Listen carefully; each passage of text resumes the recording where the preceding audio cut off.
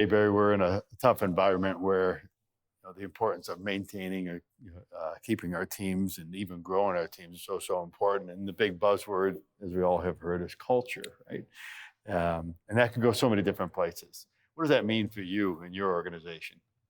So for me, we have to invest in our people, and that's a broad answer, but you have to invest in every aspect of your team, and that's both professionally and personally. They've got to know that you care and that you are there to help them excel in their career and move to the next level, and whatever that looks like. I think from our aspect, we focus in on the basically the nuts and bolts are safe and quality that repairs and done back to OEM specs. But that's the vehicle to get it there. It's everything else that is surrounding it that's the most important. I know that from my aspect, that I know that your facilities go through an incredible amount of whether it's cultural training or support that you give them. Could you tell me a little bit about what you do? Yeah, Barry, we haven't always been that way. This has been, Likewise. Likewise. the last 5 or 6 years, we're really understanding the importance of it, really Sure. from the heart, Sure. how important this is to become a people first company.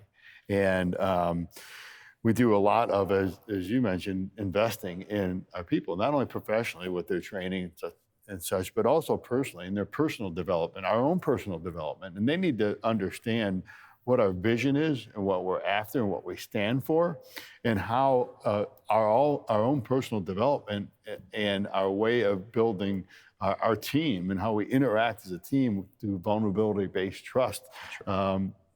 helps to get us there, right? Because we're so much better as a complete team.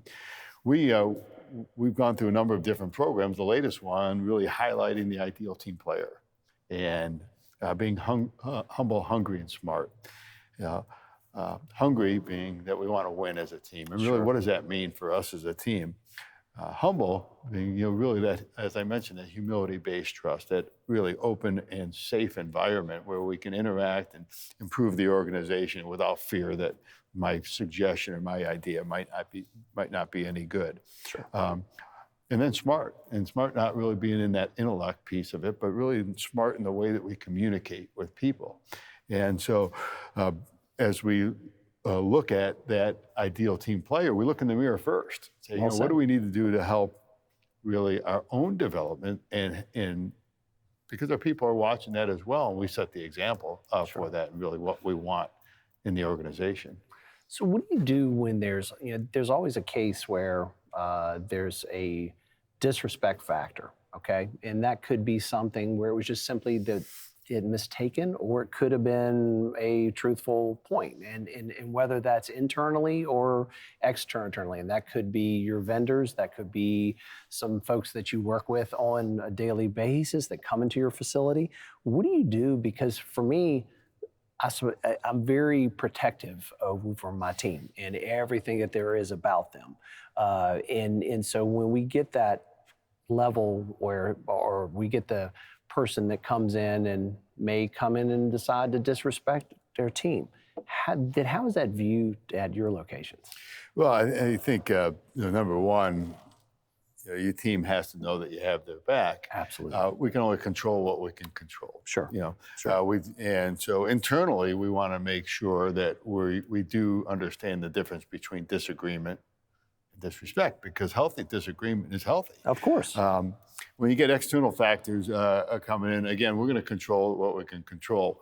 And at the same time, we look at it, they're coming into our house. Exactly. And, that deserves a level of respect. And if somebody crosses that line, then, we'll take the appropriate action to deal with it. And the team needs to understand that that's not something that we're going to tolerate. But the main thing is really just getting everybody really rallying around our why, our cause, where we're coming together really for a greater, a greater thing. And Sure. that's really performing safe and proper repairs. It's not easy to do. What we do is not easy, but it's certainly important. It's a huge responsibility. In Michael, you have to be consistent in that approach, and your teams have to be consistent in that approach day in and day out. If you only do this here and there, what's the outcome? Yeah, absolutely. Yeah, you have to live it. You have to live it. I couldn't agree more. If you found today's tip helpful, please hit the thumbs up, subscribe to the channel, and share the video. Comment below for any future suggestions. These videos are made possible by SCRS. If you aren't currently a member, I encourage you to join. Visit scrs.com or use the link in the description below.